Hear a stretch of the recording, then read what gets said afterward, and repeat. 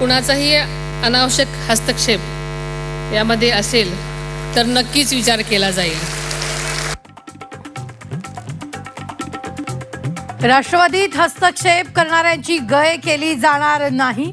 सुनेत्रा पवारांचा पक्षातील नेत्यांना सज्जड दम. सुनेत्रा पवारांचा रोख नेमका कुणाकडे? राजकीय वर्तुळात चर्चा.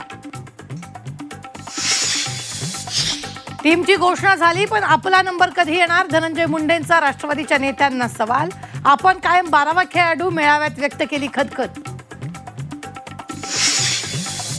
नाशिकमधील महायुतीमधील बंड अखेर थंड. गोकुळ गीतेंची माघार. नाशिकमधील निवडणूक एकतर्फी होण्याचा मार्ग मोकळा. नाशिकमध्ये माघारीनंतर जळगावात शिवसेनेची बंडखोरी कायम. बंडखोर उमेदवार रेश्मा काळे निवडणूक लढण्यावर ठाम. हर्षजित यांच्यात हिंमत असेल तर निवडणूक लढवून दाखवावी. यशोमती ठाकूर यांचं हर्षदीप देशमुखांना आव्हान. टायगर अभी जिंदा आहे देशमुखांची डायलॉगबाजी. तृणमूल पाठोपाठ शरद पवारांच्या राष्ट्रवादीच्या विलिनीकरणाची चर्चा. काँग्रेसकडून प्रस्तावाची प्रतीक्षा असल्याचं संकेत देणारं सुप्रिया सुळेंचं सूचक विधान. पुण्यात सोमवारपासून दिवसाआड पाणी पुरवठा. महापौर मंजुषा नागपूर यांची पाणी कपातीची घोषणा.